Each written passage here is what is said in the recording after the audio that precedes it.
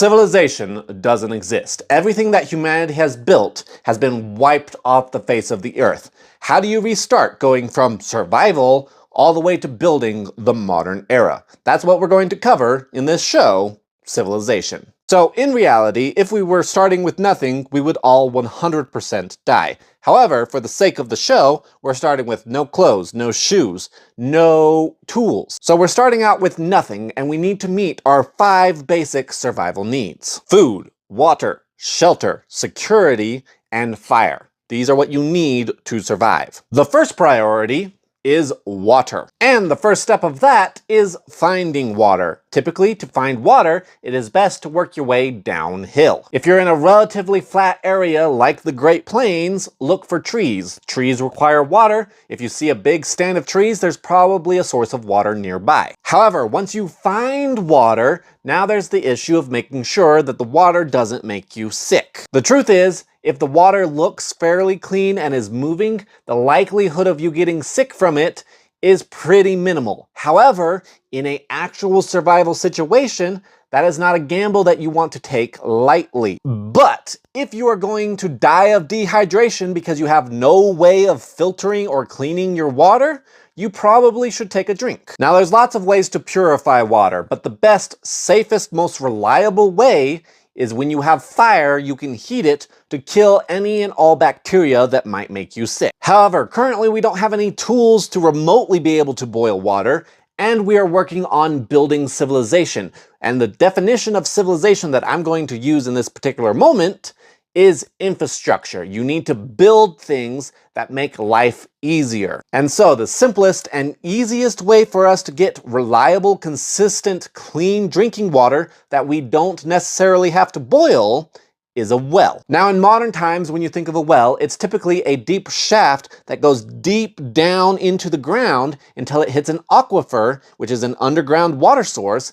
that is very clean and safe to drink. However, historically, especially with things like homesteads, the well was just a shallow hole next to a water source that used the earth as a natural filter to make sure that you had clean drinking water. If your water source is a pond, a good rule of thumb is about 10 feet away. You dig down until you hit wet mud, dig that out, and let the water slowly seep in, and you can have a fairly clean source of water. And if your water source is a river, you want to look for a bend in the river where the water slows down a bit, and you want to dig there. But hold on, we have a problem. We still don't have any tools. So how are we going to dig a well? Again, this isn't a very deep hole. We're just digging a hole deep enough to hit wet mud. And that's where our friendly digging stick comes in handy. The digging stick is the most basic primitive tool. It's literally just a stick, but you'd be surprised at how effective it is at helping you dig a hole. Boom! Step 1, water is acquired.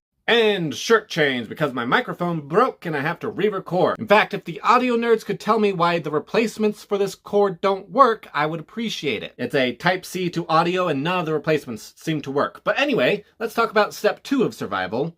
Tools. You see, you probably spent the majority of the day acquiring water, so now you need some shelter.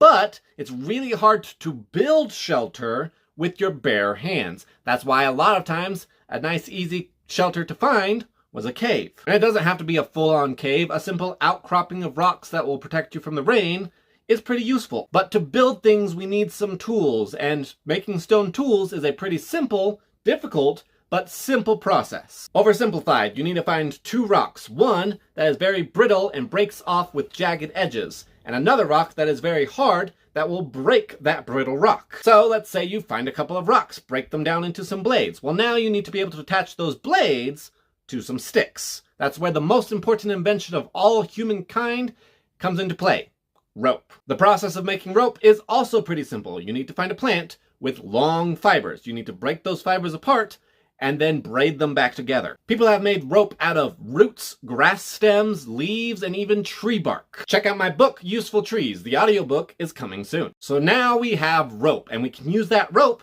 to attach a few blades to a few different sticks. The first one, of course, is going to be a knife. Knives are extremely useful. The second one is going to attach the blades slightly differently to form an axe. Then we probably could use some security and hunting tools, so we're going to take one of our blades and attach it to a very long stick to form a spear. Oh, and we can take any old rock and bind it to a stick to make a hammer. We can also now make fire. At its simplest, fire is rubbing two sticks together. But at the very least, you need to notch the bottom stick and sharpen the top stick to even have a chance. However, now that we have cordage and a knife, we can make something called a bow drill. And as far as primitive fires go, this is the easiest way you can make a fire. So even though tools aren't a survival need, we needed tools to meet step 3, which is fire, which is a survival need. Step 4, shelter. That is if you haven't been able to find something nice, like a cave. We need at least some form of very basic shelter, because if you're caught out in the rain, that leads to hypothermia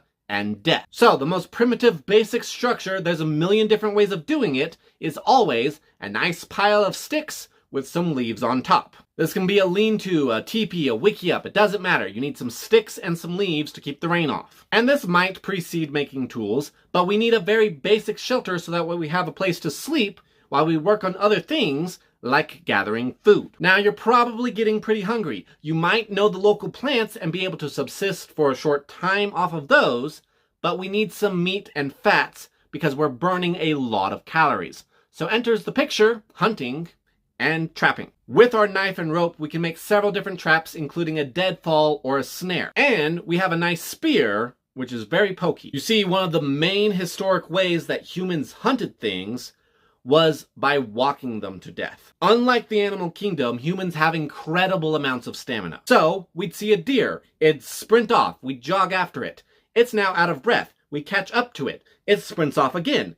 And we keep doing that until it literally is so exhausted, it can't run anymore, and then we just poke it. So now we have some meat, but almost as importantly, we also have hide. Why is hide important? Because once we turn it into leather, we can now make clothes and shoes. Now, as far as I know, there's two main ways that people would make leather, and it's with the brains of the animal or with tannins. I'm familiar with the tanning method because oak trees are high in tannins, and you can eat the acorns if you leach the tannins out first. You can then take that tannin water and tan hide. So now we can make shoes, which is very important because walking around in the woods barefoot gets old. If you want shoes before this, you can take a piece of wood and some rope and lash them to your feet, and that'll protect your feet somewhat for a short period of time. At this point, we have food, water, shelter, clothing, tools, fire, and security is the 5th survival need,